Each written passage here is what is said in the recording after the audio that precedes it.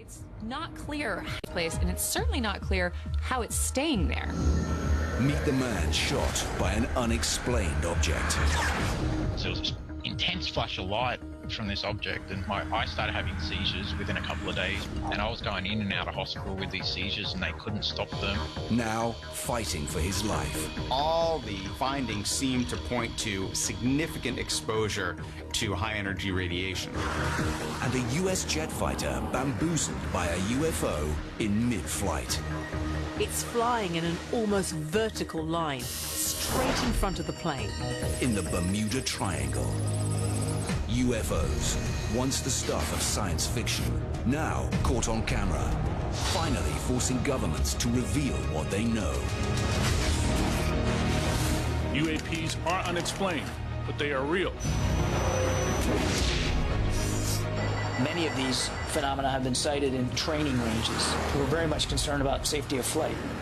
So let's just speculate for one moment that these things, whatever they are here to do not very good things. Impossible engineering, terrifying encounters, sinister cover-ups. This is evidence of the unexplained.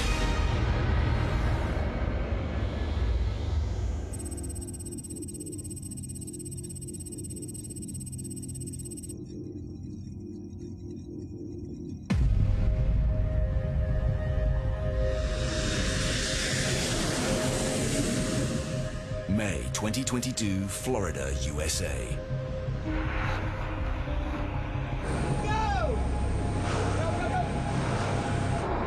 A showcase of the latest US military equipment for an audience of over 1 million spectators on the world-famous Miami beaches.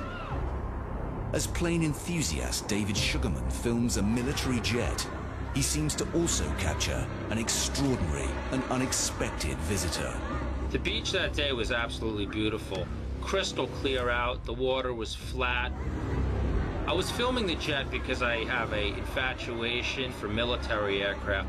It's something I've been interested in since I was a little boy. I noticed the object when I went home and was reviewing the videos. It's an unidentified aerial phenomenon coming directly out of the water. My reaction, I was absolutely shocked at what I had seen. It's clear as day that something is going on. It's pretty wild when you think about it. The fastest aircraft showcased at this event travels at more than 1,500 miles per hour. The speed of the UFO appears to far exceed that. My reaction to the speed of the object was, I was shocked. I didn't have an answer. Even more remarkable, the object appears to achieve this speed straight out of the ocean. To think that the object appears to be able to fully submerge in water, yet also travel at that speed, almost vertically, is mind-blowing. This is no drone or missile, nor is it a part of the air and sea show. It's metallic and spinning, so isn't a bird or bug. But the strange object's exact location may provide an indication as to what it is. It's filmed at the western edge of the Bermuda Triangle, an area notorious for disappearing ships and aircraft. The mysterious triangle covers a 500,000 square mile section of the Atlantic Ocean between Miami, Florida, Puerto Rico, and Bermuda. The Bermuda Triangle is one of the world's most famous mysteries. Vanishing aircraft, disappearing ships, confused compasses, strange sightings, and countless lives have been lost there.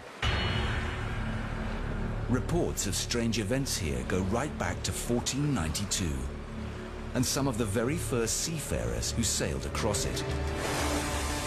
And right from the start, these have included UFOs. Christopher Columbus, the Spanish explorer, is sailing through the Bermuda Triangle.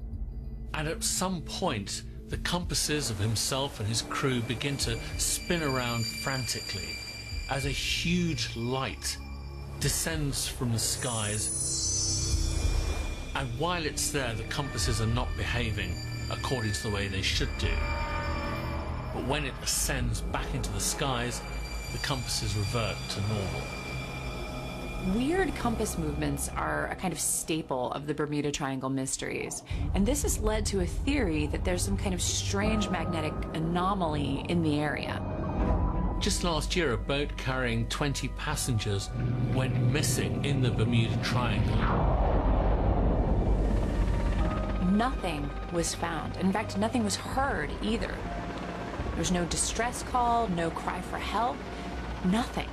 It was as if this 29-foot-long ship just vanished. Something in the triangle seems able to claim ships far bigger than this. A well-documented disappearance occurred in 1918, when the 550-foot-long USS Cyclops and her 309 men vanished without trace. This was during the First World War, so German U-boats were of course immediately suspected. But the Germans insisted that their armed forces had absolutely nothing to do with the disappearance of the USS Cyclops. To this day, the US Navy says that this is one of the most baffling cases in its annals. But the mystery of the Bermuda Triangle runs deeper than mere disappearances. In 1971, Jim Kopf, a crewman aboard one of the United States' most prestigious aircraft carriers, tells of an incident that suggests ships here are being tracked by objects in the sky. The aircraft carrier John F. Kennedy was making its way across the Bermuda Triangle in the summer of 1971 when a member of the crew reported that when below deck, all the technical equipment on the ship shut down. Kopf heard screaming down the communication tubes that the end of the world was happening. He raced onto the flight deck, and what they found astounded them. A glowing orange disc was hovering over the flight deck. He said it was huge, and it stayed there, just hanging in the air. Kopf says that after the orb vanished, the power returned to the ship, and the crew were told never to talk about the incident again. The whole incident was classified. 3 years later, Charles Berlitz published a hugely popular book about the mysteries of the Bermuda Triangle. It sold 20 million copies. Berlitz claimed to see a peculiar pattern in these events, although many mainstream oceanographers prefer to blame the weather. This area is notorious for sudden, vicious storms. The majority of hurricanes and tropical storms actually pass through the Bermuda Triangle. The problem with this explanation for the Bermuda Triangle mysteries is that at the time of some of these incidents, there are no reports of bad weather. And the huge glowing orb can't easily be dismissed as a weather event. What is more, 50 years on, UFOs are still being sighted over the Bermuda Triangle.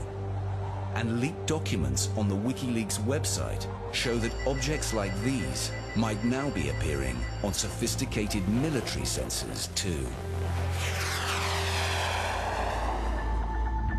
Military personnel monitor missiles. They do this by intercepting electronic communications between satellites and Earth. They also use their system of extremely sensitive infrared early warning satellites. Now, these satellites are 35,000 kilometers above the surface of the Earth, which means that they can know about pretty much any satellite launch on Earth. But that also means that they catch a lot of other flying objects. Some of these objects are easily identifiable. The ones that aren't are known as fast walkers. Fast walkers is the military code name for objects that are moving strangely, that are picked up by their infrared sensors. And there are a lot of them around the Bermuda Triangle. One kind of fast walker keeps showing up, and it seems to fly and change course intelligently. This fast walker flies in and out of the ocean somewhere between Miami and Bermuda. We are seeing these UFOs can transition from underwater to the atmosphere. It's the telltale sign that you're looking at something truly extraordinary. And today, we're able to track them. When the object enters and leaves the ocean, it gives off a unique electromagnetic signature. U.S. Air Force planes on reconnaissance missions have tracked UAPs to this part of the ocean. They've even recorded footage of UAPs entering and leaving the ocean here. These UAP sightings are hugely significant because this hard data is being picked up by instruments that are known to be reliable and accurate. The object captured on Miami Beach certainly looks and moves like one of these so-called fast walkers, not emerging out of the distant ocean, but right up by the coastline. Is there something under the waters of the Bermuda Triangle we should be looking for? A base, or even just a dangerous natural anomaly? A lot of ships, planes and lives have been lost in this area. The military needs to throw open its sensor data so we can find out what's really going on. I think the governments are afraid to share what these crafts are. I don't know what the world reaction would be if the world found out that there are other life forms, and it's something that we should be told.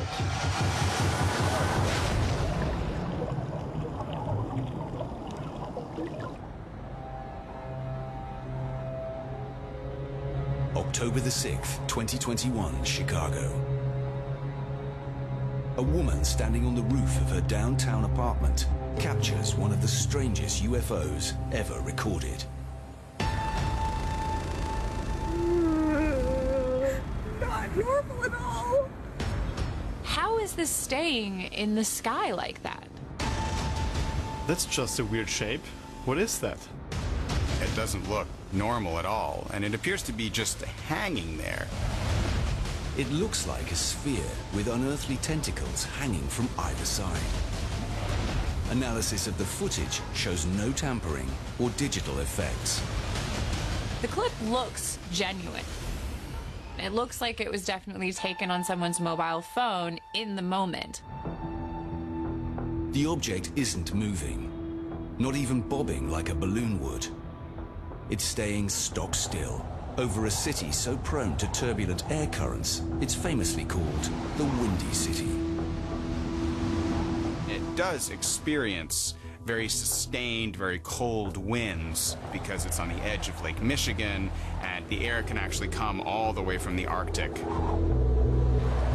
It can't be hanging from something obscure, though it is a dull day, because then it wouldn't be so steady. The object defies the gusts around it in a way that humans can only achieve with huge amounts of stabilizing thrust and power. Engineers today, of course, can create vehicles that hover like helicopters. They can even make jet engine-powered vehicles hover, albeit at great expense and considerable complexity. The F-35B, an aircraft introduced to the US Air Force in 2015, can hover in midair, despite weighing over 27,000 kilograms. But the noise it gives off is up to 115 decibels, as loud as a typical rock concert. This object is eerily silent, and its shape otherworldly. When it comes to things that fly, you're really looking for the kind of classic telltale signs of thrust and propulsion. So wings, jet engines, propellers. This object doesn't have any of that. It's not clear how it got into the air in the first place, and it's certainly not clear how it's staying there. The classic UFO from science fiction is a flying saucer or disc, but much more bizarre shapes, like this one, caught on film over Chicago, are reported by observers. A man in New York in 1974 reported seeing an unidentified spinning top. there was one spotted above Los Angeles. You know, to some people, it looked to be a humanoid holding a kind of orb. For the city of Chicago, on the shores of Lake Michigan, bizarre UFO incidents seem to have stepped up since a weird encounter above the city's main airport, witnessed by dozens of people. On November 7th, 2006, a classic saucer-like object was spotted over Chicago's O'Hare Airport. Reports varied about what this actually looked like, although they did all agree that it kind of had this saucer-like shape. The object was said to have hovered over gate C-17 for several minutes before shooting off at great speed. It's said to have moved so fast, it punched a hole in the clouds over the airport. People who saw this object, they work in aviation. They're ground crew, they're mechanics, they're flight attendants. They see aircraft all the time. But none of them knew what this was. And its proximity to the airport was very, very concerning. You would have thought that an object like this, as close as it was to the airport, would have caused some kind of investigation. The Federal Aviation Administration would have gotten involved. It would have been big deal. But that didn't happen. Initially, the Federal Aviation Administration refuses to issue any type of report on the incident. But when a local paper, the Chicago Tribune, files a Freedom of Information Act, the FAA attributes it to a weather phenomena. But the public didn't buy this explanation. And from that moment, Chicago became associated with UFOs. Reports flood in every month. But this is a city of over 2.5 million people, most of whom are not trained observers. More and more people are looking into the skies. More and more people will see things that they can't understand and will ascribe it to a UFO. And there could be a terrestrial explanation for all this activity over Chicago. Just north of the city, there is one of the US government's most important military installations. The Naval Station Great Lakes is the US Navy's largest training ground. It's been home to 20,000 soldiers, sailors, Marines, Department of Defense civilians. They all live there and they work there. The US Navy spends $22 billion annually on technology, research, and development. It's possible that what was seen over Chicago in 2006 and in 2021 was secret craft being tested. The fact that you've got a military area nearby very quickly explains that this is going to be associated with the military. Lest we forget the lessons when Elon Musk and SpaceX began launching their Starlink satellite constellations. A lot of people started reporting UFOs when in reality it was just a long line of satellites all moving together. But there is a more sinister possibility. The Deputy Director of Naval Intelligence, Scott Bray, admitted at a press conference in May 2022 that UFOs were targeting military training facilities in the United States. Since the early 2000s, we have seen an increasing number of unauthorized and/or unidentified aircraft or objects in military-controlled training areas. Reports of sightings are frequent and continuing. Incursions in our training ranges by unidentified objects represent serious hazards to safety of flight. Second, intrusions by unknown aircraft or objects pose potential threats to the security of our operations. These objects may not be interested in Chicago, but in its massive naval training complex next door. These sightings are repeatedly happening over training exercises. And the most recent report, released in 2021, the most compelling findings there were also reported by a naval investigation into similar phenomena. Is that a coincidence? And the Pentagon's Advanced Aerial Threat Identification Program advised the government that these incursions may not be entirely friendly. What we do see is what we would consider in the military as active ISR, intelligence, surveillance, and reconnaissance, or potentially what we call IPB. initial preparations of the battle space. So let's just speculate for one moment that these things, whatever they are here to do not very good things. In this light, the weird object hovering over Chicago could be gathering intelligence about our military capabilities, our logistics, our defenses, all as preparation for an eventual invasion. Maybe it's something completely innocent and simple in origin.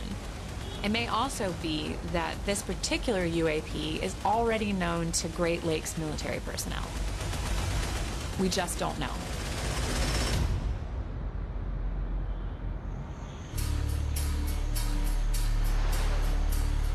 August the 9th, 2019, Dunedoo, New South Wales, Australia. 43-year-old Damien Knott is rushed to hospital. Doctors are aghast by what they see. My arm started getting red, and then it started blistering, these really strange green blisters.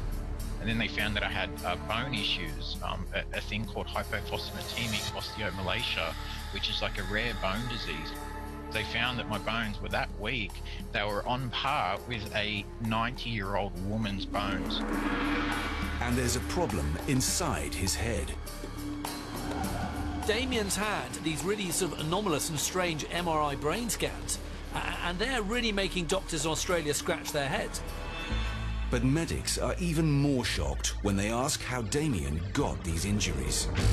The story goes something like this. Damien's with his girlfriend Mel, and they spot this strange object hovering over their backyard. They watch it for about, 40 seconds before Mel was a bit freaked out, and she goes back inside. Pretty sensible. There's this intense flash of light from this object, and I don't know if it was what it was, but it kind of lit up my entire vision. I felt this warmth. It blinked out, it was gone. It was at that precise moment that Damien believes his health began to deteriorate. It got really bad over like 3 weeks, and during this time I'm having seizures. I fell over during one of these seizures and broke my back in 3 places. We went to multiple doctors. None of them could explain my arm either. They couldn't explain the type of burn. It was almost like a microwave radiation burn. Sounds like from this range of symptoms that Damien has been exposed to a very high level of radiation. And when we talk about radiation exposure, we're talking about high energy particles moving through the body very rapidly. You might think about these particles as like tiny cannonballs that shoot through your body, and as they go through, they damage your DNA and your cells. Doctors believe Damien is dying from the injuries he sustained. It's a strange story, but it's one that is echoed in a range of reported incidents in recent history. Damien is ultimately one of the latest people in a line of so many others to claim that they've succumbed to these bizarre and horrific injuries after supposedly a close encounter with a UAP. In 1951, a group of GIs fighting in Korea report they fired on a strange light that seemed to be surveying the battlefield. The object seemed to shoot back, hitting the men with a ray similar in description to the one that hit Knott. When they were examined by doctors, they were found to have dysentery and an extremely high white blood cell count. In 2021, a Pentagon-funded study was declassified under the Freedom of Information Act. It detailed reports of military personnel who had got too close to a UFO. There were hundreds of patients affected, and their symptoms ranged in severity. Some of them had gruesome burns and sores, some of them developed brain damage, and some of them developed unexplained multiple sclerosis. Some are said to have died from injuries that scientists would normally link with radiation poisoning. There are some individuals that displayed some internal organ damage and also specific brain morphology. Now, it's not unusual because the human body is mostly comprised of water, and it is electrogalvanic to some degree. So we conduct electricity. That's how our nerves and everything work. So we're like a large biological electrical circuit. And there was some patients that displayed internal organ damage consistent with some sort of what one might consider directed energy type weapon. If Damien Knott and others are purposely zapped by UAPs, this may be their way of saying, keep your distance. Damien is convinced that his injuries came as a result of contact with the UFO. But an event from 2016 involving another health-shattering beam suggests a more earthly enemy is at work. An unusual set of symptoms started to afflict US diplomats and CIA officers who were serving in Havana, Cuba. And the symptoms that they found were memory loss, hearing loss, and nausea. All could be explained by one thing: brain injuries. For a while, everything was kind of hushed up because of the nature of the work some of these people performed. When the bizarre symptoms began appearing elsewhere, a disturbing commonality emerged. In 2018, U.S. personnel working in China began to suffer similar symptoms, and sometime later, personnel working in Russia as well. And these are two nations with known antagonism towards the United States. Since then, there have been more than 100 reported cases of what we're calling Havana syndrome. This is an urgent priority for President Biden, for me, for our entire government. You've got people being forced into early retirement because of the severity of their illnesses. So, this is really sinister stuff, and it's real. Some are seeing it as a de facto act of war. It's some form of sonic weapon, which is kind of directing some form of radiation at American embassies. It's not a death ray, but it's certainly an invisible beam that makes you very ill indeed. But even if the so-called UFO Damien and his girlfriend saw in 2019 was some sort of drone from a communist country, the weapon it apparently fired matches nothing seen before on Earth. Damien Knott reported seeing a pulsing blue light coming out of a flying object, and that's not what you would expect him to report if he was hit by a radar weapon. In fact, if you were hit by radar, there wouldn't be any visible light for you to witness. When I think of blue light, I think of NASA's ion thruster engines, but those are only used in space. So could this be an engine from space? Damien claims that there's no earthly explanation that he can think of to explain what he saw, so perhaps he's right. We may never know what exactly Damien Knott encountered in the winter of 2019, but he blames whatever it was for the health problems that plague him to this day. A lot of people say that all this is positive and aliens are positive, that there's no evil, it's everyone's good and they have our best intentions at heart. How can he say something like that?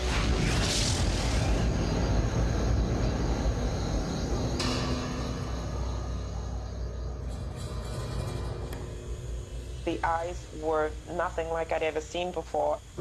They were very big and very dark. They were captivating. Couldn't look away. Almost as though this being was looking into my soul, like it knew me, like it knew who I was. July 25th, 2022. Human rights lawyer Salma Siddiq speaks about a bizarre encounter she had as a little girl. It happened on September the 16th, 1994, at Ariel School in the Zimbabwean town of Rua, 15 miles from the capital, Harare. Salma was one of dozens of school children who said that when they were playing during their morning break, they saw 3 gleaming orbs overhead. The orbs disappeared in a flash of light, then reappeared in another part of the sky.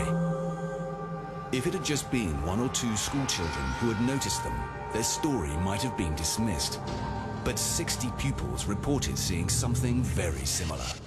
We all looked at each other and said, "Did you see that?" We realized that we were all seeing the same thing. I don't quite know how to describe it, but it was like nothing I've ever felt before. It was silver-esque in color, but it was a type of metal or fabrication that I'd never seen before. The disc ends up hovering above an adjacent playing field, and the children rush to get a closer look at it. Then they witness something even more chilling. I saw what I called the being, or a being. It was maybe about 3 to 4 feet away from me. 3 to 4 feet tall, I guess. Did not have any hair, no hair in its head, nothing. The skin was almost like porcelain, really. The creature got so close to Salma, she could almost reach out and touch it. But as it got nearer still, the entire environment seemed to change. It moved from place to place. What I remember is that I would see it over here, and then I would blink and it would be over on another side. Time seems to be the really odd thing that stuck out, in that it seemed like it had slowed down immensely. The day after the incident, the children are asked to illustrate what they had seen. And about 35 of the pictures drawn were very similar in their depictions of the craft and the beings. Some of the children said these beings had issued frightening telepathic messages. Oddly, some of the children say that the bipedal beings that they encountered spread telepathic warnings about the future state of planet Earth. Some claimed that the beings warned that we were polluting the environment and that we must be careful of our technological development, and that unless we changed our ways,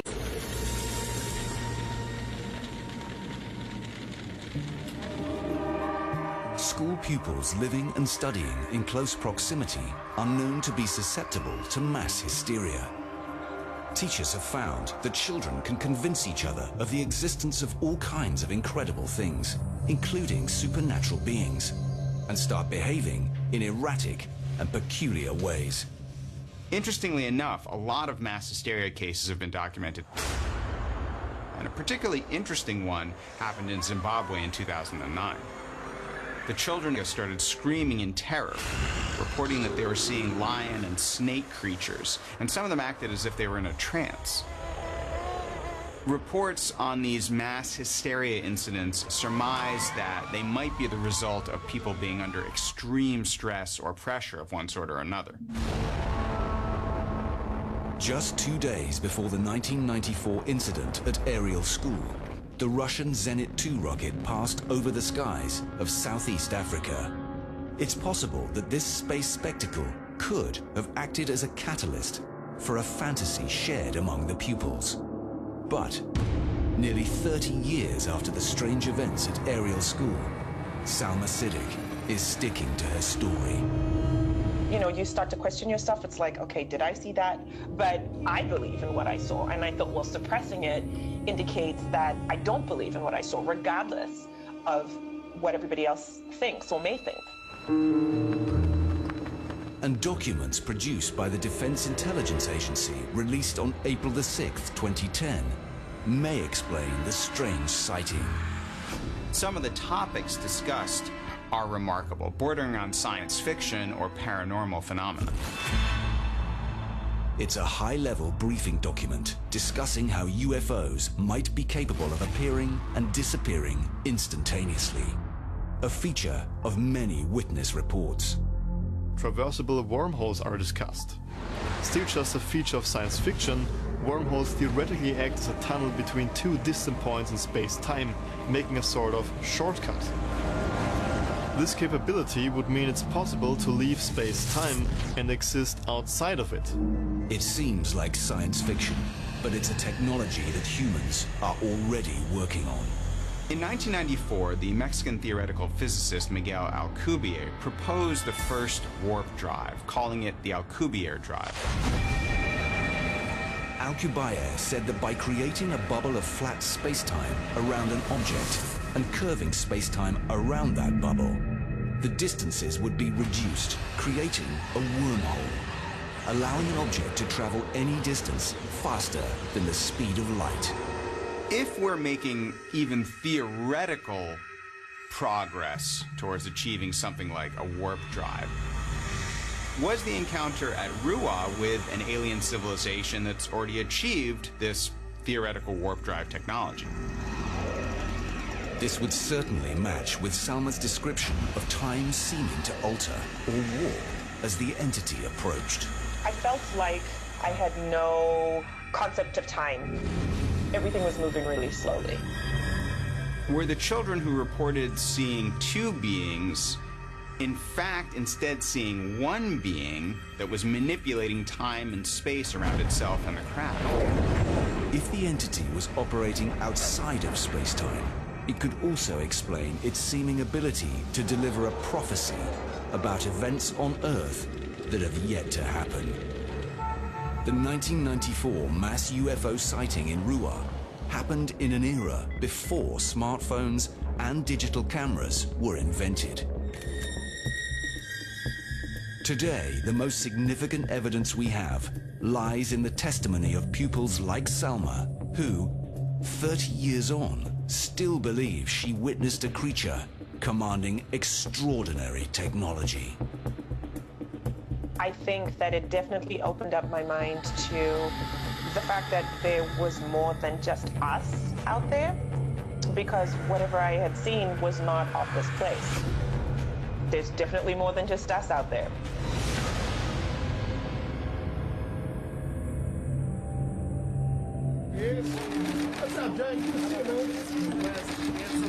On the 17th of May 2021, President Barack Obama appeared on James Corden's Late Late Show. James Corden, well, that's not exactly how any UFO investigation should start. But when the light-hearted interview turned to the subject of UFOs, the demeanor of the former president changed markedly. In what was a jarring break from the usual light-hearted tone of the show, Obama became deadly serious.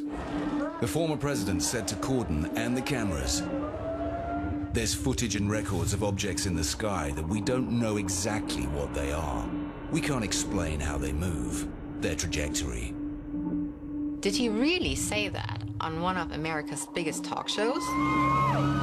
It was incredible. The interview was reported by news outlets across the world. And he didn't stop there.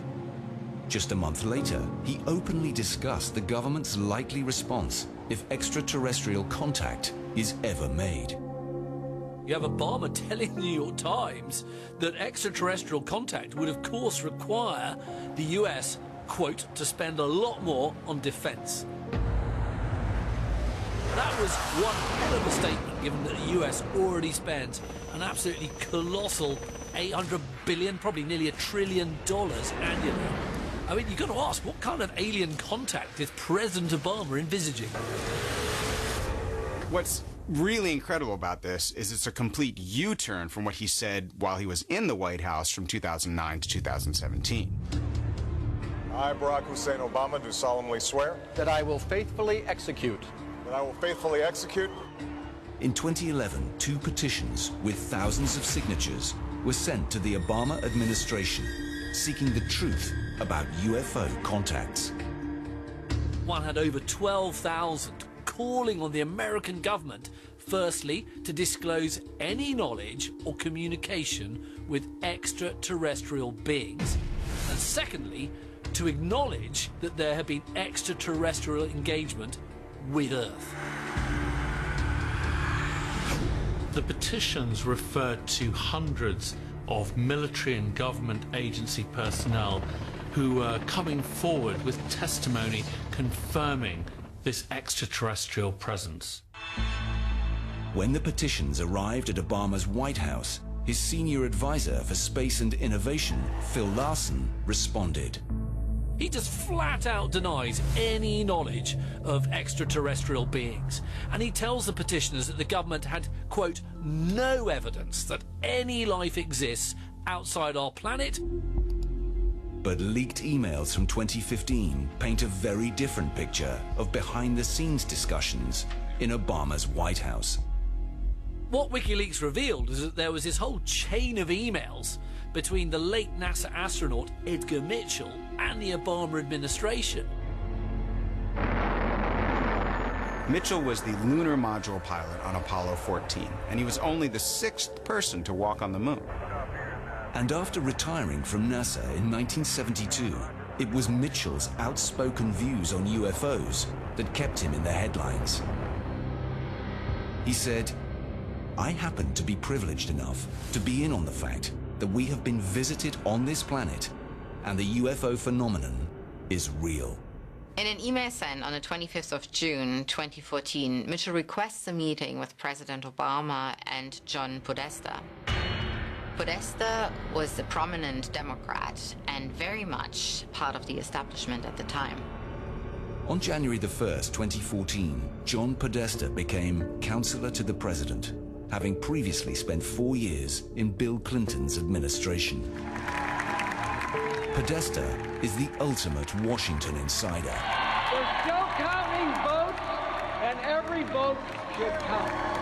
And he has a strong interest in UFOs. There are speeches where Podesta is arguing for disclosure. He says, it's the right thing to do. A politician as high profile as Podesta calling for the government to disclose what it knows about UFOs was music to Edgar Mitchell's ears, and the astronaut got in touch by email. He wants to discuss the next steps in terms of extraterrestrial disclosure. It turns out that Podesta had been talking to some of America's most senior generals with the aim of making public the knowledge of UAPs. But none of this frantic behind-the-scenes activity on UFOs is ever made public. The thing that really baffles me with the Obama administration is how little information about UFOs actually got out. Given their interest in disclosure, they never pushed it to the extent where the American people were given the information they deserved. There is a strange pattern of United States presidents showing an interest in UFOs, but being silenced once in office. You have Gerald Ford, who was president in the 1970s, and he said that he wanted answers to the UFO issue in 1966. But once he was in the White House, he didn't bother anymore. Jimmy Carter said he personally saw a UFO in the sky above a restaurant in Leary, Georgia, in 1969. He told journalists that once in office, he'd throw open the government's UFO files to scientists and the public. Attorney Daniel Sheehan says that President Jimmy Carter approached the head of the CIA, who at the time was George Bush Sr. Carter allegedly told Bush to reveal the truth about UFOs, and Bush allegedly replied that he, the US president, didn't have the need to know. Obama's carefully worded admission to James Corden on primetime television is proof that whatever UFOs are, the age of absolute secrecy is coming to an end. There's been a political and cultural shift in Washington, D.C., and now the issues are being increasingly discussed. Reports claim that the military and intelligence communities are dragging their feet, but the tide is starting to turn against them, and they won't be able to swim against that tide for much longer. On March the 10th, 2022, an independent researcher investigating classified documents held in Obama's presidential library made a staggering discovery. Almost 30,000 pages of UAP and extraterrestrial data. I mean, that's vast. Obama handed back the keys to the White House in January 2017. But he may yet become the president who helps to disclose the truth about UFOs. How much does Obama know? Could he still become the disclosure president and share with us some of the vast information that he has on UFOs and UAPs?